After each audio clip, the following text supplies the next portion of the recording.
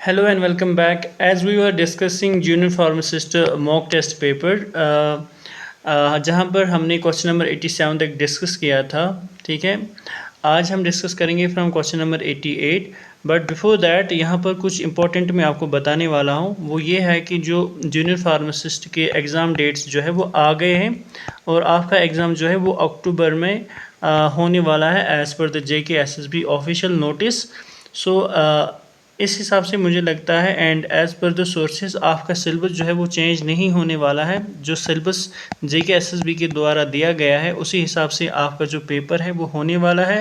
So for that ये paper हम यहीं पर कंक्लूड करते हैं बिकॉज इसको हमने सेट किया था based on the both syllabuses. अगर सिलेबस चेंज होता है तो किस प्रकार से क्वेश्चन आ सकते हैं, अगर प्रीवियस सिलेबस रहेगा तो किस क्या क्वेश्चन बन सकते हैं।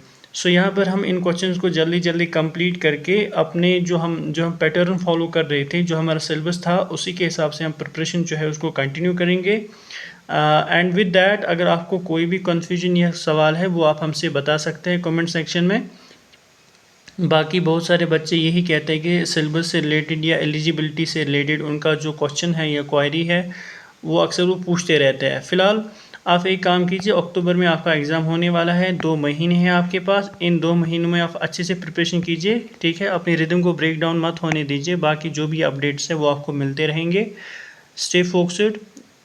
जो JKSSB के द्वारा सिलेबस दिया गया है उसी हिसाब से प्रिपरेशन कीजिए। प्रीवियस ईयर्स क्वेश्चंस देखिए, मॉक टेस्ट अटेम्प्ट कीजिए, रेस्ट इज़ ओके, ठीक है। यहाँ पर हमारा क्वेश्चन है ऑर्गेनोफॉस्फेट पॉइजनिंग से रिलेटेड, जहाँ पर हमें बताना है organophosphate poisoning is primarily characterized by. यहाँ पर 4 ऑप्शंस है, इनमें से क्या राइट आंसर रहेगा वो आप अपनी जगह लिखिएगा। यहाँ पर हम इसको जल्दी जल्दी देखने वाले हैं। सो जो भी आंसर्स वगैरह हैं वो आप खुद ही इसको रूल आउट कीजिएगा, ठीक है। नेक्स्ट क्वेश्चन जो है, which are the following is used as an antidote in organophosphate poisoning. देखिए ये वाला क्वेश्चन जो है ये पक्का आपके एग्जाम्स में बन सकता है। ऑर्गेनोफॉस्फेट पॉइजनिंग से रिलेटेड एनी हाउ आपका क्वेश्चन बन सकता है। इट्स वेरी इंपॉर्टेंट, तो इस टॉपिक को आप अच्छे से पढ़िएगा, ठीक है। जैसे यहाँ पर एट्रोपिन इसका आंसर रहेगा। नेक्स्ट जो क्वेश्चन है दैट इज़ क्वेश्चन नंबर 90, जहाँ पर आपको अरेंज करना है फॉलोइंग पार्ट्स ऑफ नेफ्रॉन को एक ऑर्डर में, ठीक है, इन विच द फिल्ट्रेट फ्लोज। सो यहाँ पर पहले आएगा ग्लोमेरुलस, फिर आएगा proximal convoluted tubule, loop of Henley distal convoluted tubule, फिर आएगा कलेक्टिंग डक्ट। इसी प्रकार से जो नेक्स्ट क्वेश्चन है जहाँ पर हमें बताना है which are the following statement is true about health education, ठीक है। हेल्थ एजुकेशन के रिगार्डिंग कौन सी स्टेटमेंट इनमें से ट्रू है। सो आंसर रहेगा ऑप्शन बी, ठीक है। इसी प्रकार से जो ये क्वेश्चन नंबर 92 है ये आपके जो ऑलरेडी जो हमारा सिलेबस है उसमें ये क्वेश्चन नहीं आएगा, ठीक है। So drug and cosmetics act से रिलेटेड ये क्वेश्चन है जहाँ पर हमें बताना है कि drugs that are to be sold by retail on the prescription of a registered medical practitioner only, schedule H में आते हैं वो, फिर भी आपको पता होना चाहिए। फिर उसके बाद assertion और रीज़न से रिलेटेड क्वेश्चन है विच इज़ वेरी इंपॉर्टेंट, जो आपके एग्जाम्स में आ सकता है, ठीक है। सो इस पैटर्न के भी क्वेश्चंस बनते हैं, जैसे tetanus is caused by bacterium clostridium tetani, क्या ये असर्शन ट्रू है या फॉल्स है। फिर रीज़न है the organism produces a toxin called tetanospasmin, ठीक है, which affect is the central nervous system. So यहाँ पर अगर हम देखें दोनों ठीक है और रीज़न भी ठीक है। So both A and R true and R is the correct explanation of A, ठीक है। सो इसी प्रकार से हमारा जो नेक्स्ट क्वेश्चन है that is abbreviation, medical abbreviation या प्रिस्क्रिप्शन से रिलेटेड एब्रीवेशन है TID, stat, HS, PRN। TID का मतलब होता है 3 times a day, stat means immediately, HS means at bed time और असॉमनी, ठीक है। PRN means as needed. So next जो क्वेश्चन है that is which are the following is the best method to dispose unused और expired medicine. इसका answer रहेगा option C. इसी प्रकार से the pulse that is not easily felt and require special skills to palpate, उससे apical pulse. इसी प्रकार से 97 में H2 रिसेप्टर ब्लॉकर की एग्जाम्पल बतानी है, इसमें आएगा फेमटोडीन। फिर इसी प्रकार से जो क्वेश्चन नंबर 98 है जिसमें all vaccine should be stored at this temperature, OPV is a heat labile and need strict cold chain maintenance.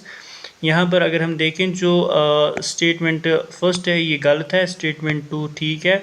सो अब आप इसको खुद ही देख लीजिएगा यहाँ पर। उसके बाद जो हमारा नेक्स्ट क्वेश्चन है, याद रखें ये जो हमने यहाँ पर मॉक टेस्ट पेपर बनाया था, so basically the purpose was that इसी पैटर्न में आपका जो पेपर है वो बनेगा, ठीक है। जैसे ये क्वेश्चन है, इसमें मैच करना है, लिस्ट 1 को लिस्ट 2 के साथ मैच करना है, फिर यहाँ पर ऑप्शंस होंगे, ठीक है। या यहाँ पर जो हमने असर्शन और रीज़न बनाया था, सो सेम आपका जो है यही पैटर्न रहेगा। कोई मतलब इससे मतलब डिफरेंट पैटर्न कुछ नहीं होगा। बस ये है कि सिलेबस को अच्छे से पढ़ना है, टॉपिक्स को अच्छे से कवर करना है, कुछ भी नहीं छूटना चाहिए। जैसे वैक्सीन से रिलेटेड एनी हाउ क्वेश्चन आएगा और इस टेम्परेचर से रिलेटेड भी क्वेश्चन आएगा। सो घुमा फिरा के क्वेश्चन आएगा, उसको अच्छे से अटेम्प्ट करना है। आई होप कि ये बातें सारे आप अच्छे से याद रखेंगे। फिर आपका जो पेपर है, जो जब आप उसको अटेम्प्ट करोगे उसमें आपको कोई दिक्कत नहीं आएगी, आई गारंटी, ठीक है। सो यहाँ पर आप इस यहाँ पर अगर आप इस क्वेश्चन को देखोगे, यहाँ पे बताया जा रहा है match the following routes of administration. Drug जो हम मेडिसिन देते हैं, जो ड्रग देते हैं, उसके डिफरेंट रूट्स ऑफ एडमिनिस्ट्रेशन होते हैं, उन्हीं को मैच करना है विद देयर कैरेक्टरिस्टिक्स। ये रूट है और ये कैरेक्टरिस्टिक्स है, जैसे सबलिंगुअल, इनहेलेशनल, इंट्रामस्कुलर, ट्रांसडर्मल, ठीक है। इनको आप एक दूसरे के साथ मैच कीजिएगा और यहाँ पर आप करेक्ट आंसर जो है अपनी जगह चूज़ कीजिएगा, ठीक है, एंड वेरीफाई द आंसर्स। उसके बाद हमारा जो नेक्स्ट क्वेश्चन है, जहाँ पर हमें क्लिनिकल फेजेस को जो है करेक्ट सीक्वेंस में रखना है, जैसे phase 1, phase 2, phase 3, phase 4, obviously it's very easy.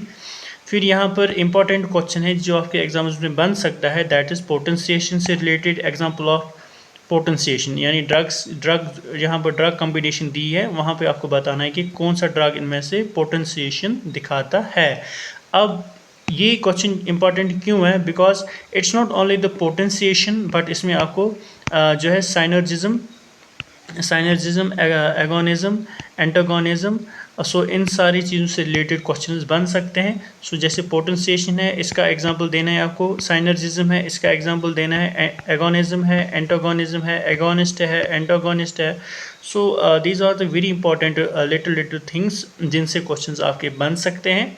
सो यहाँ पर अगर आप देखो कि क्वेश्चन नंबर डी जो है हमारा यहाँ पर आंसर बन सकता है।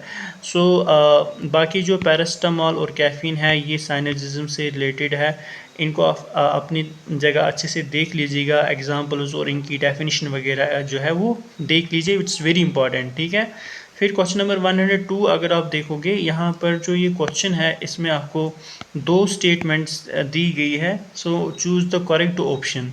अब हमें यहाँ पर करेक्ट ऑप्शन इसमें से चूज़ करना है। जैसे lithium carbonate is used in the management of bipolar disorder, lithium has narrow therapeutic index and requires regular monitoring, ठीक है।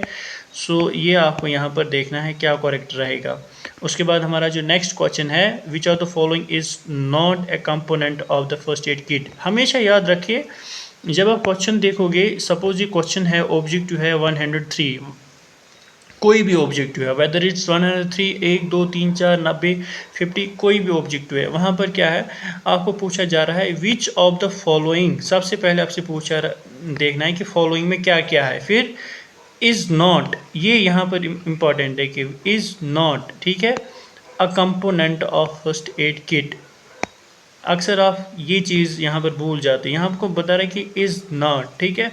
सो अगर हम देखें sterile gauze pad, antiseptic solution, analgesic जो है, these are the part of या component of first aid kit except stethoscope, वो उसमें नहीं आता है। So option D will be the right answer, ठीक है। उसके बाद हमारा जो नेक्स्ट है दैट इज़ क्वेश्चन नंबर 104, जहाँ पर आपको जो बेसिक लाइफ सपोर्ट है उसके जो स्टेप्स है उनको सीक्वेंस में यहाँ पर रखना है, ठीक है।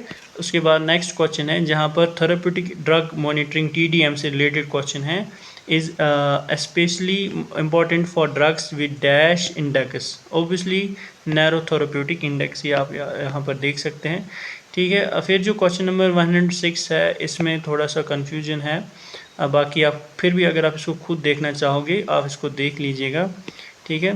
नेक्स्ट जो क्वेश्चन है that is which of the following is used as antidote in paracetamol overdose.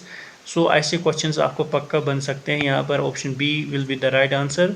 Next जो क्वेश्चन है that is arrange the following in order of increasing solubility in water. देखिए ये इंपॉर्टेंट क्वेश्चन है, ये बन सकता है आपके एग्जाम्स में।